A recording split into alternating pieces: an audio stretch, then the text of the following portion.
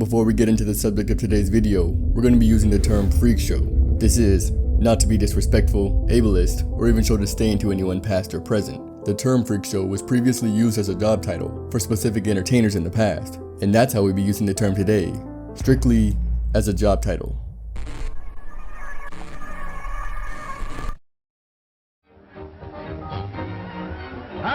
Hurry, step this way, the strangest sights on the island. Freaks from the four corners of the world. For 2 nickels, 1 dime, a 10th part of $1, we've got the show if you've got the dime. It's just starting, so hurry, look 'em over, the lady without a head. There are thin ones, there are fat ones, they're all inside. Zip and Pip, the pin-headed people. A sample of the marvelous freaks you'll see for the price of a small thin dime. You get the whole show now if you hurry.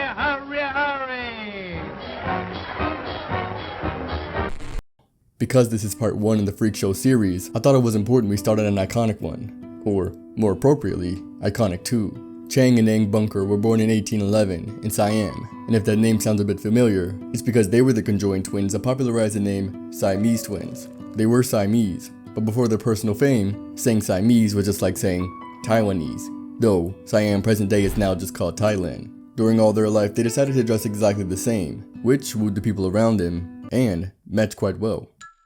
They were both extremely average men in every aspect, minus the 4-inch fleshy band made of skin and cartilage that conjoined them at the torso. Cheng was said to be a cut and dry individual. He didn't like to play around and really enjoyed his own space. Actually, sometimes even seen as a hothead, but his brother balanced him out quite well. Eng was seen as a wise and proper soul, one of those people whose presence demanded respect, obviously not during the shows, but most definitely in any personal occasion. As I hinted at before, these two actually did make for a pretty good duo, and though it wasn't much of an option, there aren't many brothers ever to exist that were closer, relationship-wise and physically. You're probably wondering as well as I did, if these two are in Siam, born and raised, how did they end up in the American Freak Show Hall of Fame? It's important to remember we're still in the early 1800s, so there were talent scouts, though more justly described as slave masters, would go around the world looking for talent. These freak shows notoriously included performances and abnormalities. Robert Hunter was a scout for the early freak show, and also had a weird thirst to find the most abnormal abnormality. News didn't travel like it does now, so he ended up on Siam, and that's when the townspeople mentioned Chang and Eng, who at first glance, Robert said he mistook them for a strange animal, which I do not believe that one bit. An extra 4 inches anywhere on your body is not going to make you look like an animal. But I digress. At the age of 18, Robert wanted to bring Chang and Eng on tour so they can move around with the show. And as you very well may know, every showman needs a story. Chang and Eng's were that they were sold as slaves by their own mother, who was disgusted at the first sight of them after birth, but she did decide to keep them, but sadly neglected them as well. And by the time they became teenagers, the King of Siam himself ordered their death, as he didn't want the world knowing how weak and abnormal his people could be. But as you also very well may know, nearly all the freak show stories were massive lies. Their mom had actually loved them since they were babies, and never once considered giving them up. She hadn't seen them as anything other than her sons, but she did give them permission to sign a 5-year working contract with the tour. That was on their 18th birthday, though she didn't know of the horrific backstory that included her. But one small casualty in the road of making money was more like a pebble than a speed bump to Robert. After a week or so, they set sail on a 4-month journey. Before this journey, they actually knew no English, but studying daily, they became pretty fluent by the end of their boat ride. These two were both highly intelligent individuals, both described as people who are adaptable, intelligent, and witty, which makes it pretty apparent on why they were able to learn so much so quick. After their trip, they started to tour the US and demanded an entry fee of 25 cents, which today is about $5. But during this time, it would have been a substantial amount of money, something like a nice evening out, though women and children at this time weren't usually allowed at these freak shows. Along with that money, Robert sold out nearly every night pamphlets, which were highly profitable, some that somehow still exist today, after over 200 years. During their time in these freak shows, depending on where they were, they would come out in front of a crowd only for a minute or two as a small teaser during a show, then have their own private tent, where patrons would come in and inspect their bodies, usually in a not so polite way, considering someone staring at your insecurity is a bit odd, let alone having them look up close and touch their body's extreme abnormality. As you could imagine, in a time where kids liking math would get them beat up to a bloody pulp with no consequences, they also faced their challenges with people not liking them, simply for who they were born as. Like a time during their 1831 tour, they decided to go on a small retreat during their summer to treat themselves, as they did work day in and day out for nearly 20 years. On this retreat in Linfield, Massachusetts, they joined a small hunting party. a party of local men who obviously had never seen such a spectacle. Out of their own insecurities, these local men began to heckle Chang and Eng, and though the brothers had heard it all before, during their few days of relaxation on this trip, it was something that pressed them more than usual. After about 10 minutes of progressive insults, they whacked a man by the name of Elbridge Gary, who was taking things the furthest. Eldridge was so upset, he picked up a medium-sized boulder and threw it at Chang and Eng, inevitably hitting them both in the head. Chang and Eng, outnumbered and also cornered considering their mobility issues, leaned back and pointed their weapon at the group, instantly causing them to scatter. They hadn't seen these men for the rest of the day, but as the next day came, one of the men decided to press charges on Chang and Eng, and they were both arrested. They spent a couple weeks in jail before a popular newspaper picked up on the story, and they happened to be sympathetic towards them, which is not something they usually saw. But Eldridge, a man of many words, made a public letter sent out to his town that was so nasty that Chang and Eng's manager quit on them, calling them irresponsible and their reputation irredeemable, which seems a bit dramatic if you ask me. It's the 1800s. Hop 2 towns over and nobody even knows your name. But that was seemingly a drop in the bucket compared to the other triumphs they had in their lives. Like as they progressively got more fame, Chang and Eng both decided at one point they wouldn't let anyone touch them, a decision they made together out of self-respect. But soon enough, a handsy surgeon went ballistic after they wouldn't let him rub their fleshy connected bit.